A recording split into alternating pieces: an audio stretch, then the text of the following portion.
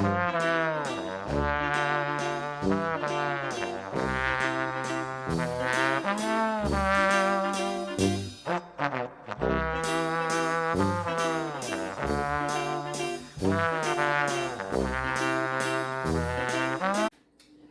talk about your Steelers. What do you want to know? Well, That they lost. they lost The Raiders. in ugly fashion. Which, by the way, I probably should have taken that as my pick of the week. I did bet on the Raiders to cover the 6.5 points. Oh, there you go. So while my pick of the week was the Bills, I had the over also attached to it that I teased down because I thought maybe it might be a little bit lower scoring than their normal 70-point average.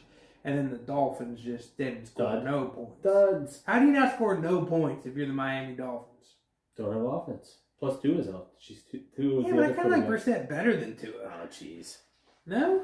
I don't know. I think he's a better thrower. You're watching Madden too much. I like Brissett. I think Brissett is the best. Do you ever notice that Brissett always, when he leaves and goes to a team, is always the MVP in Madden? He's always the MVP. Do you ever notice that if you do a franchise with Brissett and see Brissett? Pay attention to the MVPs. Not this. I don't think it's this season, but last year's game. Well, the difference between you and I and our franchise is that I play online with other people. So like Brissett, unless he was user controlled, would never have a chance of winning MVP. And we got guys throwing like 90 touchdowns and stuff. Like, you know what I mean? It just ain't gonna happen. Okay, so what's your thoughts on your boy Turner spitting in the face? Wonder what the reasoning is, but I don't really think there's any excuse. Dude, take your seat. I mean, it's a scummy move. If I have one, look, Mike Tomlin. Yeah. His record speaks for itself, right? The dude has never had a losing season in, 14 years? Yeah, and he's not going to this year either. No, he's not. Come on. The Steelers are going to have a better than 500 record, right? Yep. But if I had one thing that I don't like about Tomlin is I feel like his teams against like weaker opponents usually don't show up. And he can't control his players. And I feel like his players run that team, right? I feel like Ben runs that team, and like even when when Turner, clearly he was super upset about something. Yeah, like something happened that he was extremely upset about. You still can't go spitting in somebody's face, especially now in COVID time frame. Right? Yeah. Right. Exactly. But like once Turner goes to the sideline and the ref comes over to like explain what happened, like Tomlin didn't even Ben was the one getting in between Turner and the ref. Yeah. Like Tomlin wasn't even controlling his player in that scenario, which makes you think like this dude just doesn't do discipline at all. Nope. No. And it kind of shows that way. Like it seems like there's just like look, if I told you that was my issue with him. I coach a soccer team with the 6 and 7 year olds, right? And even today, you're not going to put Roman in charge. No, and even today, like I have one girl in practice, and really in the last game that I coached, there's 2 games on Saturday. I coached one of them. She kind of was just lollygagging around, not really running, not really trying. Mm-hmm. And she's one of the older kids and one of the bigger kids, so she should be really, competing. And so, like after practice, I pulled her aside. I was like, we took a knee together, and I was like, "Is something wrong, or like what's going on here?" And she's like, "Oh no, I'm okay." And I was like, "Okay, well, I need you to start trying for me, right?" Like, yeah, as a coach, you have to, no matter what age group, you have to like control your team. And you gotta have your finger on the pulse. You're the coach for a reason. And like, I feel like if I was Mike Tomlin, Juju's TikTok would have never been a thing. Correct. Like, especially the whole dancing on the other team's logos. Like, you're giving them motivation, extra motivation that is not needed in the NFL. And they even said it. Right. Exactly. So. And then like that dude's flipping out on the sidelines. I'm turning to him and grabbing him by his shoulder pads, and I'm saying, "Go sit the fuck down." And I'm throwing it, right? Like, how do you not do that in that scenario? Like, because if that dude, he was livid, and he's freaking out on the ref. There's a chance that ref says, like, you're you're completely done. And the NFL might be like, you're toast for like 6 weeks because of the way you. Oh, there's still a chance he may get suspended. That's what I'm saying. It's not the subject right now. And your line's already bad. Yeah. So you take one of the best guys on your line and suspend him. Oh, I know. Yeah. Like Tomlin's got to like step in and be like, go sit the hell down. Like, yep. He needs to be in control of the team. So that's like when I was watching that, I was watching with my mom, and first off, as a former, and no, I was never an NFL athlete or anything, but as a former athlete myself, there's certain things you just don't do, right? Like in the heat of the moment to throw a punch or something like that, it happens. Yeah. It just does happen. Like hell, I'm in a pickup basketball league. I got elbowed in the throat one time because like some dude was pissed off, and I still understand that stuff happens, right? That's in the heat of the moment. But there's certain things that you don't do, and one of them is like spit in somebody's face, right? Yeah. That is like the ultimate disrespectful thing, right? Mm-hmm. So I don't know. I saw that and I was just like, I would, if I was a fan of the Steelers, I wouldn't want that guy on my team. I'll be honest with you. I had a kid's birthday party that day, so I got to see half the game, and then the second half was kind of on off because of the kid's birthday party. That's the stuff I told you before with Tomlin that turned me off and made me uninterested. Ben said something this week after the game. Somebody asked him about the new offense, and his response was, "This is pissing me off. I've came back and worked harder than I've ever had, and there's people out there not trying." You could tell Ben is just not happy right now. Like he is pissed out. I feel like you're not doing what you're supposed to do, and it just seems like just that. And what do you think? Remember, old gunslinger Ben came back out of retirement, took a pay cut, and by all accounts, what you can see out of him on the field, what you see in terms of physicality, he looks in better shape than he has in a long time. He's dropping dimes. He is doing what he should have been doing, and he's probably pissed off about a lot of other people around him. I mean, I saw one throw on Sunday where he dropped this beautiful dime into Claypool. Yeah. It was like a 40-yard pass. Unbelievable throw. Like, the guy can still throw. Oh, yeah. He doesn't move as good as he used to. But like, you're 39 years old. Yeah, I mean... However, I don't know if you saw it, there was a play in the early first half where it looked like it would have been. They had 3 different hands on him, the Raiders, and he literally shrugged the 3 hands off and threw a bomb. Didn't connect, but he got the ball off. Well, I was making chili during the early part of the game, so I was not catching all of it. But I did see one play where made me think that Eric might not be too crazy with his Freiermuth pick. Because Freiermuth was good, dude. Well, it's not Freiermuth. Okay. It was one of the first drives of the game. It was like 3rd down. Ben's under duress and he's moving around, skating around, doing his thing. He's got hands on him. And he just makes this ridiculous throw to Ebron. And Ebron just drops it, right? Yeah. And I'm just like, I'd bench him. You know what? We got this rookie balling out. Sorry, dude. I would look for a trade because Ebron I think is tradable still. I think there's somebody out there that would want that value. Oh, ooh, man. Yeah, I would.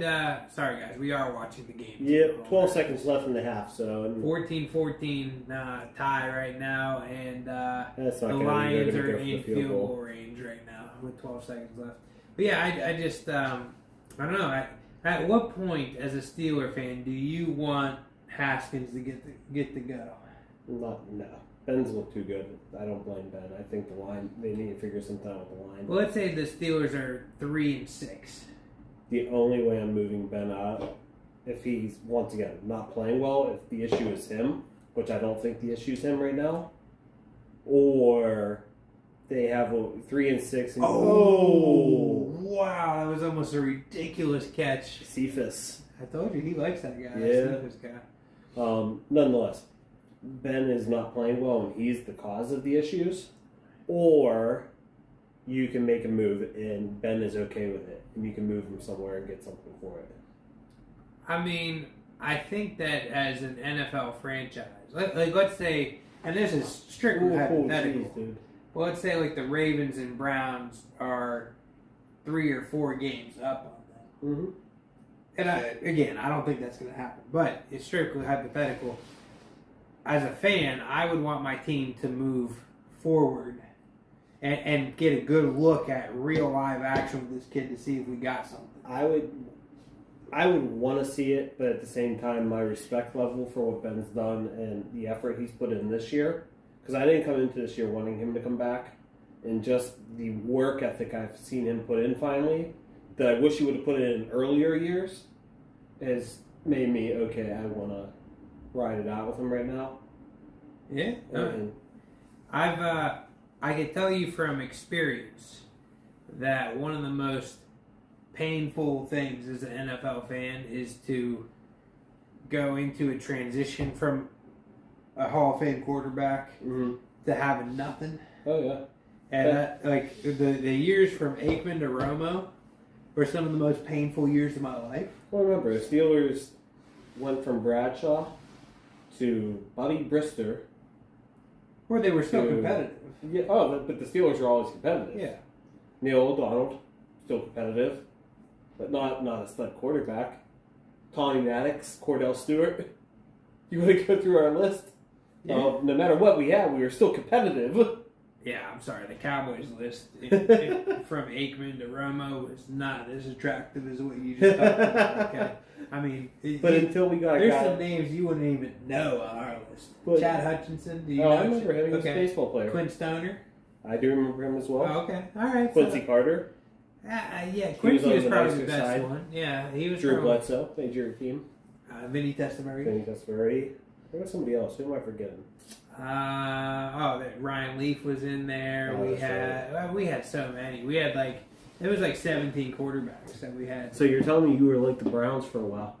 Oh, it was bad. It was real bad. Did you start your own jersey of quarterback names? Which some people probably don't realize.